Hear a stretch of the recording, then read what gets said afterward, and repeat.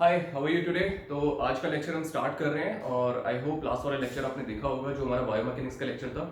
इस वाले लेक्चर में मैंने आपको प्रॉपर्ली बताया था कि व्हाट एग्जैक्टली इज बायोमैकेनिक्स, कैसे लीवर आर्म काम करता है, कैसे अगर आप कोई भी अपने जो भी वेट आपकी बॉडी से या फिर जो एक्सेस ऑफ रोटेशन से जितना ज़्यादा दूर होता है, जितना लंबा मूवमेंट आर्म क्रिएट होता है, उतनी ज़्यादा टॉर्क प्रोड्यूस करनी पड़ती है आपके उस पर्टिकुलर जॉइंट पे मसल को। ठीक है, तो इससे रिलेटेड अगर किसी को कोई भी प्रॉब्लम हो, कोई भी उनके माइंड में क्वेश्चन हो, तो प्लीज़ आप कमेंट डाल सकते हैं, उसका मैं आंसर दूंगा। अदरवाइज मेरा ईमेल एड्रेस भी यूट्यूब चैनल पे है, you can straight away mail me the whatever query you have in your mind. ठीक है, तो आज का हम बेसिकली हम स्टार्ट कर रहे हैं बायोमैकेनिक्स का लेक्चर का एक सर्टेन अमाउंट कुछ पार्ट हमारा रह गया था जिसके ऊपर हम ये बात करेंगे।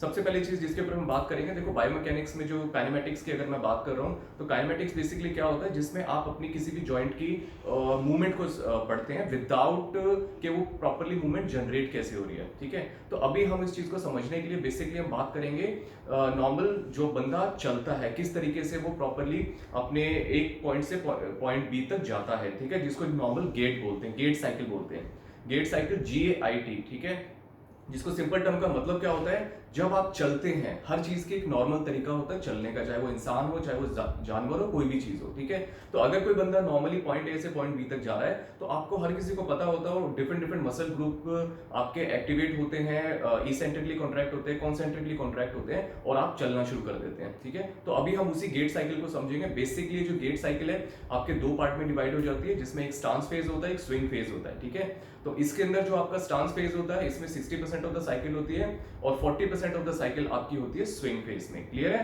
तो अभी हम इसी के ऊपर बात करेंगे। This is the human body gait cycle. सबसे पहली चीज हम कहां से स्टार्ट करेंगे, अगर एक नॉर्मल बंदा जब चलना शुरू कर रहा है, अभी नॉर्मली आप किसी भी पॉइंट को रेफरेंस ले सकते हैं। You can take the right leg as a reference और the left leg as a reference. अभी इस केस में हमने इस पर्सन के राइट लेग को एज ए रेफरेंस पॉइंट लिया है। तो सबसे पहला जो स्टांस फेज हमारा होता है, और एक पूरी साइकिल का जो भी मैंने बताया था 60% स्टांस होता है, 40% आपका स्विंग फेज होता है। ठीक है, तो अभी इसमें सबसे पहले हम स्टार्ट क्या करते हैं, हील स्ट्राइक। तो सबसे पहला क्या होता है, जब भी आप नॉर्मल साइकिल को स्टडी करते हैं, तो सबसे पहली चीज आपकी आती है हील स्ट्राइक। जब भी चलते हैं तो आपने हमेशा देखा होगा आपकी हील आपके फ्लोर को पहले हिट करती है। ठीक है, तो first thing would be the heel strike, then loading response. Loading response क्या होता है, जैसे आपकी हील स्ट्राइक होती है, आपकी बॉडी का वेट आपकी उस वर्किंग लेग के ऊपर आता है। ठीक है, तो that's why is called loading phase.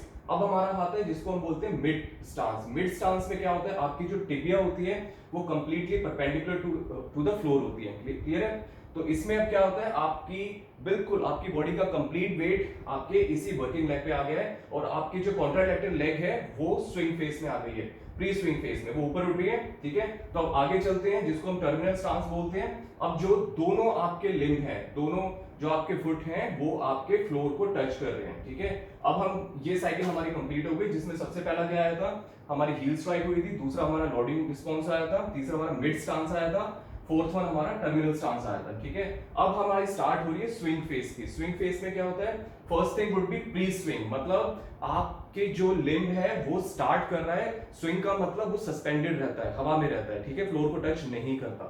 तो प्री स्विंग फेस में ये आपके टोज, लास्ट हील्स ऊपर उठ जाती है, लास्ट पॉइंट ऑफ कांटेक्ट आपके टोज होते हैं, टो ऑफ। तो हमारा जो स्विंग फेस में होता है उसमें बिल्कुल टोज आपके ऊपर उठ जाते हैं और ये कंप्लीट लेग सस्पेंडेड होती है। ठीक है, अब यहाँ पे आपका मिड स्विंग आता है। मिड स्विंग का मतलब क्या है, अब आपका ये जो लेग है, वर्किंग लेग, ये ट्रेवल कर चुका है दूसरे लेग से आगे, अब ये प्रिपेयर हो गया है अगेन आपकी हील स्ट्राइक के लिए।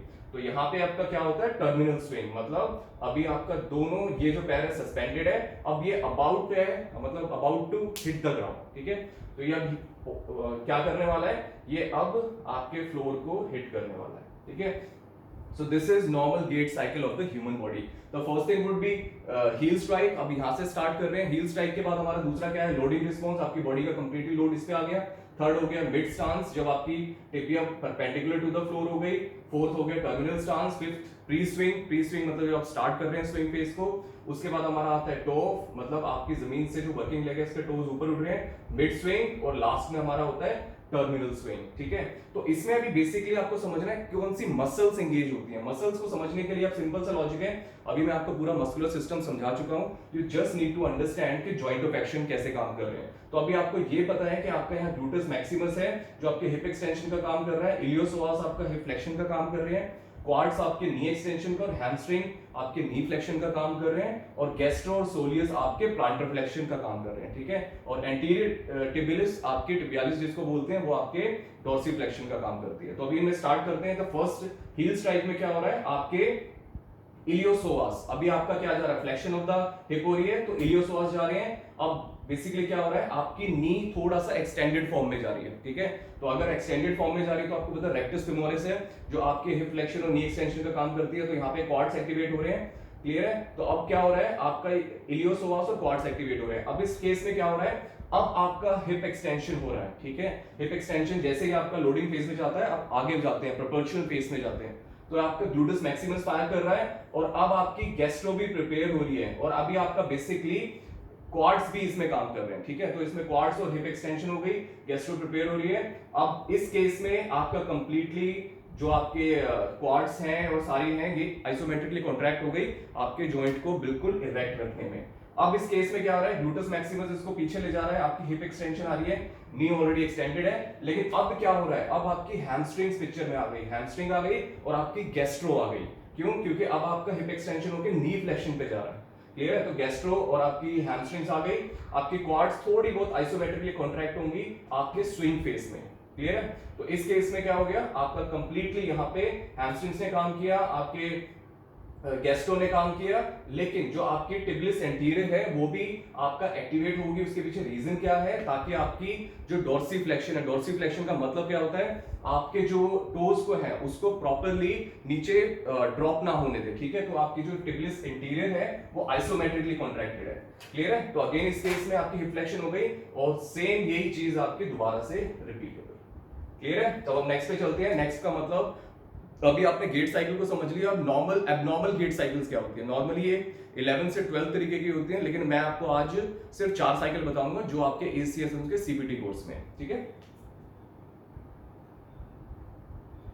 देखो सबसे पहले आपकी जो कॉमन गेट एब्नॉर्मलिटी होती है जिसको एंटाल्जिक गेट भी बोलते हैं। एंटाल्जिक गेट का मतलब क्या होता है, जो पेनफुल गेट, जिसके लोअर लिम्स में कोई भी मेडिकल प्रॉब्लम हो सकती है, जिनको चलने में, अगर समझो मेरी राइट लेग में प्रॉब्लम है तो मैं राइट लेग पे ज्यादा प्रेशर नहीं डालूंगा, तो नॉर्मल क्या होगा, मैं अपनी लेफ्ट लेग पे ज्यादा प्रेशर डालूंगा। तो हमारी जो एंटाल्जिक गेट होती है उसके अंदर बंदा इस तरीके से चलता है, क्लियर है। तो ये सारा वेट अपना इस लेग पे डालेगा, क्योंकि इस लेग में, उसकी लोअर लेग में प्रॉब्लम है, कोई भी रीजन हो सकता है, लाइक दिस, ठीक है। इस तरह आप देख लें, अगर किसी के भी एक राइट या लेफ्ट लेग में कोई प्रॉब्लम होती है तो वो ना चाहते हुए अपना पूरा वेट आपकी दूसरी लेग में, एक्सीलेटरल लेग में आपका शिफ्ट कर देता है, कॉन्ट्रैक्ट, सॉरी। अब दूसरी हमारी आती है जिसको हम बोलते हैं नॉर्मल एंथ्रोजेनिक गेट। एंथ्रोजेनिक गेट में क्या होता है, आपके किसी का ग्लूटस मैक्सिमस या मीडियस या फिर आपकी क्वाड्स कोई भी स्टिफ हो सकती हैं, ठीक है। इसका होने का मतलब क्या है, आपको कंप्लीटली फायर नहीं करेंगी और आपकी जो गेट है नॉर्मल एबनॉर्मल तरीके से काम करेगी, जिसमें आपका अगर ग्लूटस मैक्सिमस प्रॉपर्ली फायर नहीं कर रहा है तो आप थोड़ा सा टेढ़ा होकर चलेंगे, अगर आपका मीडियस प्रॉपर्ली फायर नहीं कर रहा है तो आपका क्या होगा, आपका हिप ग्रिडल ड्रॉप हो जाएगा, चलते हुए बिल्कुल डिफरेंट तरीके से आपका जो गेट होगी वो बिल्कुल डिफरेंट तरीके से आपको देखने में लगेगी किसी भी पर्सन की, तो ठीक है, दैट इज कॉल्ड एंथ्रोजेनिक गेट। अब थर्ड जो आती है जिसको हम बोलते हैं इक्वेनस। अब इक्वेनस फुट का क्या होता है, जिसको बैरलिना भी हमारा एक फिजियोथेरेपी के टर्म में कहता है। इक्वेनस का मतलब क्या है, आपका जो गैस्ट्रो और सोलियस है वो बहुत ज्यादा स्टिफ होता है, गैस्ट्रो और सोलियस बहुत ज्यादा स्टिफ होती है, जिससे उनकी डोर्सिफ्लेक्शन नहीं हो पाती। तो समझो कोई भी बंदा अपने टोज के ऊपर चल रहा है, अगर किसी भी एक पर्टिकुलर लेग की उसकी अगर गैस्ट्रो स्टिफ है तो अपने टोज के ऊपर चल रहा है, तो तब भी उसकी जो गेट होगी वो बिल्कुल ही एब्नॉर्मल होगी। और जो लास्ट होती है जिसको हम शॉर्ट लेग बोलते हैं, शॉर्ट लेग गेट में क्या होता है, अगर नॉर्मली भी देखो आइडियली कभी भी किसी भी ह्यूमन बीइंग की लेफ्ट और राइट लेग बिल्कुल एक जैसी नहीं होती, कुछ mm का फर्क होता है, 1 से 2 mm का, लेकिन वो इतना नेग्लिजिबल होता है कि वो चलने में, देखने में किसी को पता नहीं चलता। लेकिन कुछ लोगों का जो राइट या लेफ्ट का जो डिफरेंस होता है वो थोड़ा ज्यादा हो जाता है, इट कुड बी 1 इंच और 1.5 या 2 इंच भी, तो उनका ऑब्वियसली देखने में भी पता चलता है। और जो बंदे चलेंगे तो चलने में उनकी जो नॉर्मल गेट होती है वो बिल्कुल ही अलग हो जाती है, ठीक है।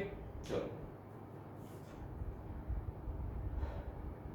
Now we going to understand what exactly is VO2 max। देखो VO2 max क्या होता है, VO2 max एक बहुत इंपॉर्टेंट फैक्टर है जिसको हमें समझना पड़ेगा। ये हमारी कार्डियोवास्कुलर एंड्योरेंस और एनारोबिक थ्रेशोल्ड को जज करने के लिए हमारे लिए बहुत जरूरी फैक्टर होता है। इसको हम कैलकुलेट भी करते हैं, मैं सारी चीजें भी आपको बताऊंगा कैसे कैलकुलेट करते हैं। उससे पहले आप समझो what exactly is VO2 max. देखो VO2 मैक्स में उसके नाम में उसका आंसर छुपा हुआ है, उसकी एक्सप्लेनेशन छुपी हुई है। VO2, ठीक है, VO2 मतलब वॉल्यूम ऑफ ऑक्सीजन और मैक्स मतलब मैक्सिमम वॉल्यूम ऑफ ऑक्सीजन। इसको सिंपल टर्म्स में आप समझ लो, जब भी आप इनहेल करते हो, जब भी आप ऑक्सीजन को अंदर लेते हो और जब ऑक्सीजन बाहर निकालते हो, तो हमेशा उसका एक डिफरेंस होता है। इसका सिंपल सा लॉजिक है, अगर आपने 100 ml, इससे हाइपोथेटिकल फिगर, अगर 100 ml ऑक्सीजन आपने इनहेल करी और आपने एक्सहेल करी 20 ml, ठीक है, इसका मतलब क्या हुआ, आपका VO2 मैक्स हुआ 80 ml। मतलब सिर्फ 80% ऑक्सीजन ही आपके जितने भी टिश्यूज हैं वो एब्सॉर्ब कर पाए, सिर्फ 80%, ठीक है। तो इसका मतलब क्या होता है, जिसका जितना ज्यादा VO2 मैक्स होता है उतना ही ज्यादा उसकी एरोबिक और एनारोबिक थ्रेशोल्ड अच्छा होता है, ठीक है। तो that is called VO2 max. इसका एक्सप्लेनेशन क्या होती है, max oxygen the body can utilise, मतलब कितनी ज्यादा ऑक्सीजन आपकी बॉडी यूटिलाइज कर सकती है, ठीक है।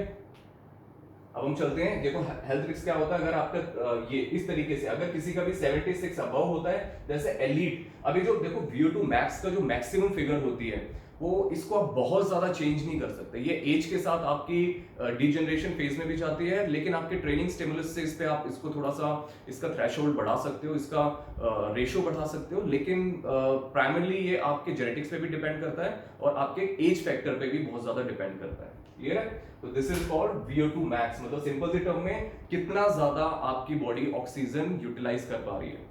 क्लियर है? और ये इसको VO2 मैक्स को चेक करने का जो सबसे आइडियल तरीका होता है वो आपका लैब्स के अंदर होता है। लैब के अंदर क्या होता है, प्रॉपर्ली आपके इक्विपमेंट्स होते हैं, ट्रेडमिल होती है, जिसमें वो रियल टाइम में कंप्यूटर चेक करता है कि आपने कितनी ऑक्सीजन अंदर ली और कितनी ऑक्सीजन एक्सहेल करी, ठीक है। और उसमें जितना ज्यादा आपने मैक्सिमम से मैक्सिमम अगर ऑक्सीजन आप इनहेल कर पाओगे, इनहेल करने के साथ साथ उसको यूटिलाइज भी कर पाओगे, आपके मसल टिश्यूज को यूटिलाइज कर पाएंगे, तो उतना ही आपका VO2 मैक्स ज्यादा होगा, ठीक है।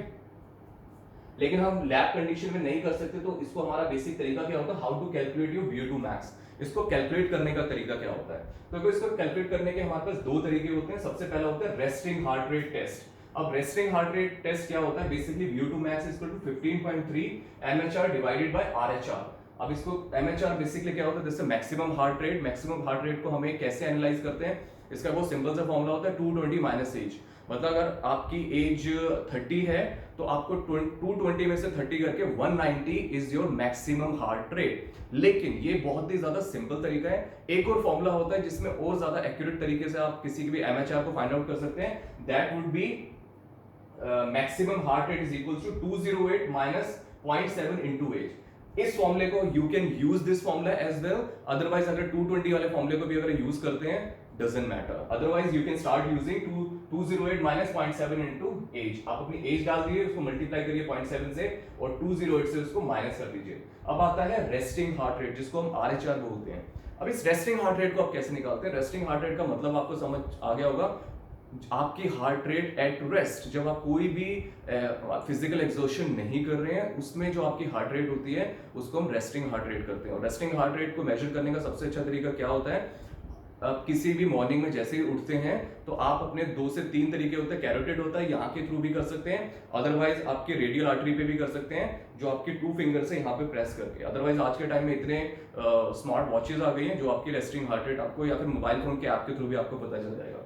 तो आपको कैसे कैलकुलेट करना है, इसका फॉर्मूला क्या है, 15.3 into MHR divided by RHR। अगर समझो किसी की 190 MHR है और उसकी RHR है 70, तो 190 को 70 से डिवाइड करके आप मल्टीप्लाई कर दो 15.3 से। तो एक ऑप्शन हमारे पास ये है आपका VO2 मैक्स को कैलकुलेट करने का, ठीक है। अब एक और हमारा इसका होता है जिसको हम वॉकिंग टेस्ट के थ्रू करते हैं। अब वॉकिंग टेस्ट के अंदर क्या हो रहा है, रॉकफोर्ड फिटनेस वॉकिंग टेस्ट होता है, इससे रियली कॉम्प्लिकेटेड टेस्ट, और इसको सिंप्लीफाइड मैं तरीके से बता रहा हूं आपको। ऑनलाइन बहुत सारे प्री डिटरमिन्ड आपके VO2 मैक्स कैलकुलेटर मिलते हैं, जिसमें you just need to put on your figures, जो आपको कैलकुलेट करके बता देंगे, ठीक है। इसको आई वोंट रेकमेंड कि नॉर्मल सिनेरियोज में आप इस फॉर्मूले को यूज करो, अदरवाइज इस फॉर्मूले को मैं आपको फिटनेस टेस्टिंग वाले दिन बता दूंगा। एक और फॉर्मूला होता है जिसके थ्रू हम चेक कर सकते हैं, बट रियल लाइफ में you can only calculate your VO2 max through this method only. एक तरीका होता है VO2 मैक्स को चेक करने का, जो हमारा फिक इक्वेशन होती है। फिक इक्वेशन में बेसिकली क्या होता है, VO2 max is equal to आपका stroke volume, sorry cardiac output into anterior और वेनस ऑक्सीजन का डिफरेंस। ठीक है, फिर इक्वेशन में क्या होता है, आपका कार्डियक आउटपुट क्या होता है। देखो दो तरीके होते हैं, एक होता है स्ट्रोक वॉल्यूम, एक होता है कार्डियक आउटपुट। स्ट्रोक वॉल्यूम का मतलब क्या होता है, आपका एक कॉन्ट्रैक्शन में आपके हार्ट ने कितना ब्लड पंप किया आपके आर्टरीज में, उसको हम बोलते हैं आपका स्ट्रोक वॉल्यूम। कार्डियक आउटपुट का मतलब क्या होता है, आपका 6 मतलब 1 मिनट में कितनी बार आपके हार्ट ने, आई मीन 1 मिनट में टोटल कितना ब्लड आपके हार्ट ने आपके आर्टरीज में पंप किया, उसको हम बोलते हैं कार्डियक आउटपुट। और कार्डियक आउटपुट का मतलब क्या होता है, 1 मिनट मतलब आपको क्या करना है, आपकी हार्ट बीट पर हार्ट बीट को मल्टीप्लाई कर देना है। ठीक है, कितने ml ब्लड को वो पंप कर रहा है। तो बेसिकली इसका फॉर्मूला क्या होता है, VO2 मैक्स को निकालने का, this is your cardiac output. आपका एट्रियल एंड वेनस रिटर्न का मतलब क्या होता है, जब आपका थ्रू द पल्मोनरी सर्किट, जब आपके आर्टरीज के थ्रू जब आपका ब्लड आपकी सिस्टेमिक सर्किट में जाता है, पूरी बॉडी में जाता है, तो वो ऑक्सीजन रिच होता है। और जब वेन्स के थ्रू जब वापस आपके सुपीरियर वेना कावा के थ्रू आपके हार्ट में आता है, वो आप में उसमें ऑक्सीजन बहुत कम होती है। तो उन दोनों का जो डिफरेंस होता है उसको आप यहाँ पे पुट कर सकते हैं इस फॉर्मूला में। ठीक है, लेकिन नॉर्मल सा क्या होता है, इस फॉर्मूला में फिट करने के लिए यू हैव टू नो कि आपका उन दोनों का एट्रियल और आपका वेन्स का जो डिफरेंस कितना है, वो आप नॉर्मल कंडीशन में किसी भी जिम फ्लोर पे नहीं निकाल सकते। उसके लिए आपको क्लिनिकल स्टडीज चाहिए, क्लिनिकल बैकग्राउंड चाहिए और आपको एक प्रॉपर क्लिनिकल सेटअप चाहिए। तो you can just use the formula जो मैंने इससे पहले आपको बताया था।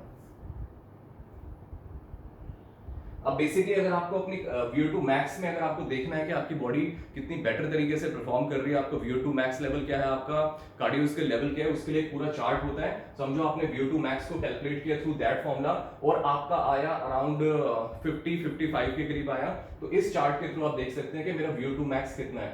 समझो अगर आपकी एज है 32, तो 30 से 39 ब्रैकेट में अगर आपका कितना आया 52-53 आया, it means it's superior, it's really good.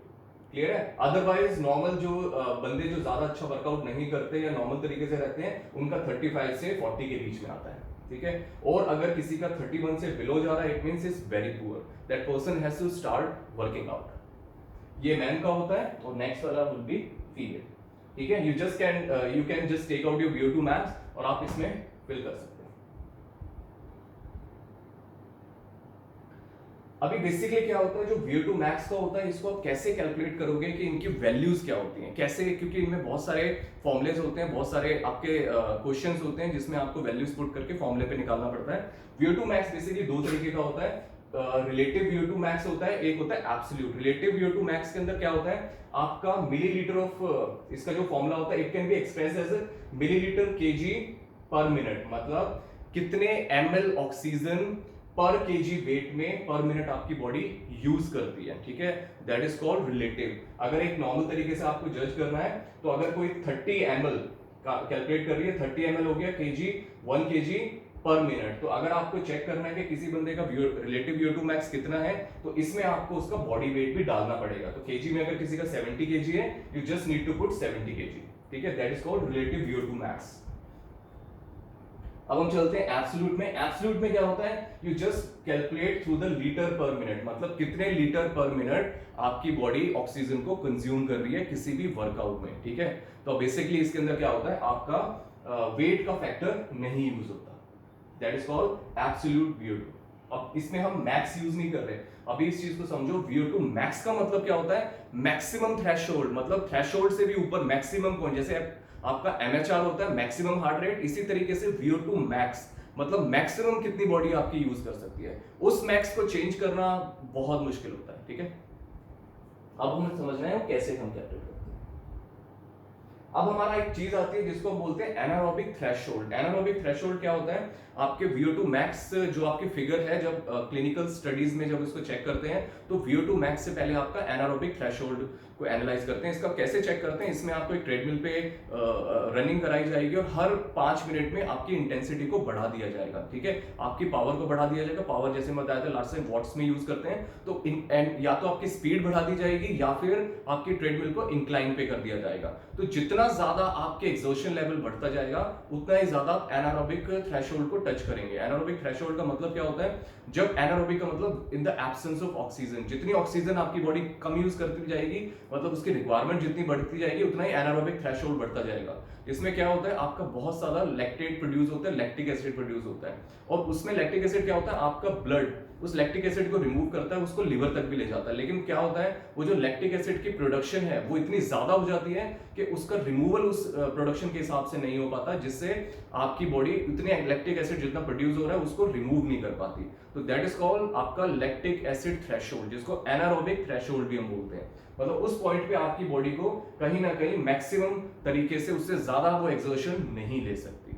ठीक है, अब क्या होता है, इससे measurement in various way for all of which provide different but closely interrelated values of lactate threshold को हम कैसे चेक करते हैं, एनारोबिक थ्रेशोल्ड को, इसको आप बेसिकली आप ब्लड में लैक्टेट लेवल को भी देके चेक कर सकते हैं। ठीक है, तो जैसे आपकी एक्सर्शन खत्म हो जाएगी, आपने नॉट एग्जैक्टली एक्सर्शन खत्म होगी, जब आपका पूरा टेस्ट खत्म होने वाला होगा, आपको लगेगा कि आप अपना आरपी स्केल पे मैक्सिमम 9 से 10 को हिट करने वाले हैं, तो उसी वक्त आपकी एक्टिविटी को स्टॉप किया जाएगा, और उसी वक्त जो अभी टेक्नीशियन है वो आपका ब्लड टेस्ट, मतलब ब्लड का एक टेस्ट करेंगे, ब्लड लेंगे और उसको लैक्टेट उसमें चेक करेंगे कितना लैक्टेट है।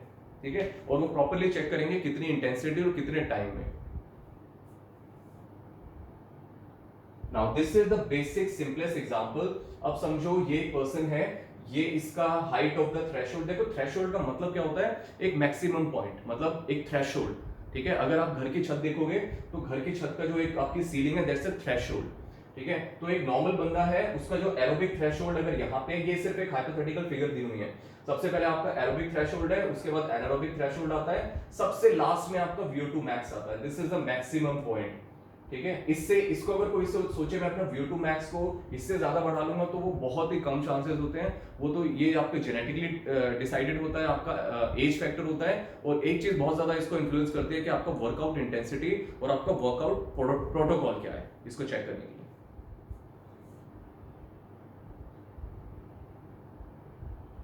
देखो अभी एक और चीज होती है जिसको हम बोलते हैं एरोबिक ट्रेनिंग जोन, मतलब आपके there are different different training zone, जिनमें आपका जो इंस्ट्रक्टर है वो आपको बता सकता है कि आपको सेफली किस जोन में आपको अपनी एरोबिक ट्रेनिंग करनी है। तो एरोबिक ट्रेनिंग में जो सबसे बेसिक जोन होता है आपका जोन 1 होता है, जैसे इजी, मतलब अगर आप समझो ट्रेडमिल पे कोई भी ऐसी एक्टिविटी कर रहे हैं एरोबिक जिसमें आप बहुत ही लो इंटेंसिटी पे भाग रहे हैं, ठीक है, जिसमें आप बिल्कुल हल्की सी नॉट एग्जैक्टली जॉगिंग से भी ब्रिस्क वॉक कर रहे हैं, वो आपकी जोन 1 होगी। आपका जोन 2 ट्रेनिंग में क्या होगा, आप हल्का सा जॉगिंग की तरफ आगे बढ़ रहे हैं, हल्की सी जॉगिंग की तरफ स्टार्ट कर रहे हैं। ठीक है, थर्ड जोन 3 में क्या होगा, आपने जॉगिंग स्टार्ट कर दी है and you are maintaining a tempo, that's zone 3। अब आपका आता है जोन 4 जिसमें आपने कंप्लीटली रनिंग शुरू कर दी है। ठीक है, अब इस रनिंग में आपका क्या होता है, you hit your anaerobic threshold. Clear है, एरोबिक थ्रेशोल्ड आप करते हैं when it raises your aerobic performance capacity. और इसमें ट्रेनिंग क्या होता है, अगर आपको अपनी एनारोबिक थ्रेशोल्ड को, you can definitely increase your aerobic and anaerobic threshold, उसको आप जरूर बढ़ा सकते हैं। उसमें ट्रेनिंग स्टिमुलस होते हैं, you just have to keep on working, कि आपको अपने एनारोबिक थ्रेशोल्ड को बार बार टच करना है, कंटिन्यूअसली उस पर्टिकुलर जोन में आपको एक्सरसाइज करनी है। समझो अगर आपने स्टार्ट किया जोन 2 से, तो जोन 2 में जैसे ही आप जोन 4 पे जाते हैं, आप जितने लंबे टाइम तक इसको सस्टेन करेंगे, जब आपको लगता है सस्टेन नहीं कर सकते, you come back to zone 3, ठीक है, या फिर जोन 2। तो अपनी 4 से 5 minute you can again hit the zone 4 अपनी एनारोबिक थ्रेशोल्ड को। तो बार बार अगर आप अपने एनारोबिक थ्रेशोल्ड पे जाएंगे, जिससे आपका एनारोबिक थ्रेशोल्ड आने वाले महीनों में आपके ट्रेनिंग स्टिमुलस के हिसाब से बढ़ जाएगा। And this is your zone 5 VO2 max। तो ये आपका बिल्कुल मैक्सिमम जोन है। ठीक है, VO2 max से ऊपर नहीं जा सकते। ठीक है, अब बेसिकली टर्म आती है जिसको हम बोलते हैं मेटाबॉलिक इक्विवेलेंट, जिसको मैट वर्कआउट भी बोलते हैं। देखो एक बहुत सिंपल सा तरीका होता है, मैट एक बेसिकली एक इक्वेशन होती है, एक टर्म है जिसके थ्रू हम आपके वर्कआउट की एनर्जी एक्सपेंडिचर को जज कर सकते हैं। समझो एक बंदा जो लेटा हुआ है, एक बंदा जो चल रहा है, एक बंदा जो घर का काम कर रहा है, एक बंदा जो कंप्यूटर पर बैठा है, या एक बंदा जो जिम में जाके वर्कआउट कर रहा है, उसके कैलोरी एक्सपेंडिचर को समझने के लिए एक बहुत ही सिंपल तरीका होता है जिसमें हम उसकी मेट वैल्यू लगा के उसको हम चेक कर सकते हैं। तो बेसिकली क्या होता है, मेटाबॉलिक इक्विवेलेंट क्या होता है, it's a measurement of oxygen Uptake. Oxygen Uptake मतलब पर केजी ऑफ बॉडी वेट में पर ml कितनी पर मिनट में कितनी ऑक्सीजन आपकी बॉडी कंज्यूम कर रही है। और याद रखो, आपकी बॉडी अगर रेस्ट पे है तो वो 3.5 ml पर केजी पर मिनट ऑक्सीजन इनटेक करती है, लेकिन जैसे ही वो थोड़ा सा उसका वर्कआउट विग्रेस होता जाता है, जितनी ज्यादा उसके जोन आगे एलिवेट होते जाते हैं उतनी ज्यादा उसकी ऑक्सीजन की रिक्वायरमेंट बढ़ती जाती है, ठीक है। तो मेटाबॉलिक इक्विवेलेंट बेसिकली यही होता है, इससे measurement oxygen uptake in a sitting resting person, resting oxygen consumption जो हमारी बेसिकली होती है 3.5 ml ऑक्सीजन केजी पर मिनट, ठीक है। तो एक नॉर्मल बंदा जिसका वेट 70 केजी है वो कितनी ऑक्सीजन पर मिनट अपटेक करेगा, यू कैन सिंपली मल्टीप्लाई। अगर किसी का आपको मैट देखना है तो you can simply multiply 3.5 ml, जिसको आप लीटर में कन्वर्ट कर सकते हैं 1000 से मल्टीप्लाई करके, और उसमें केजी डाल के यू कैन कैलकुलेट कि 1 मिनट में कितना ले रहा है वो। Now what is MAT? MAT is the metabolic equivalent term. 1 MAT मतलब जब आप कोई भी एक्टिविटी नहीं कर रहे हैं, बिल्कुल शांति से बैठे हुए हैं, ठीक है। 1 MAT का मतलब होता है, और इसका फॉर्मूला क्या होता है, इक्वेशन क्या होती है, 3.5 ml ऑक्सीजन पर किलोग्राम पर मिनट। अब इसकी एक वैल्यू भी होती है, इसकी एक एनर्जी की वैल्यू होती है, कैलोरी की वैल्यू होती है। 1 किलो कैलोरी आपका पर KG body weight per hour. मतलब अगर आपको ऑक्सीजन के सिस्टम से नहीं समझ आ रहा कि कितने एमएल के थ्रू अगर आप जज नहीं कर पा रहे, तो एक मिनट की जो वैल्यू होती है that is around 1 kilo calorie, मतलब 1 कैलोरी पर केजी वेट पर आवर। तो अगर मैं 70 केजी का हूं तो मैं 70 केजी को आप मल्टीप्लाई कर सकते हैं, तो मतलब 70 calories per hour. If I am just sleeping, if I am doing nothing, तो मैं 70 कैलोरीज पर आवर बर्न कर रहा हूं। इट मींस मैं 1 मैट वर्कआउट कर रहा हूं, मतलब 1 मैट पे मेरी बॉडी।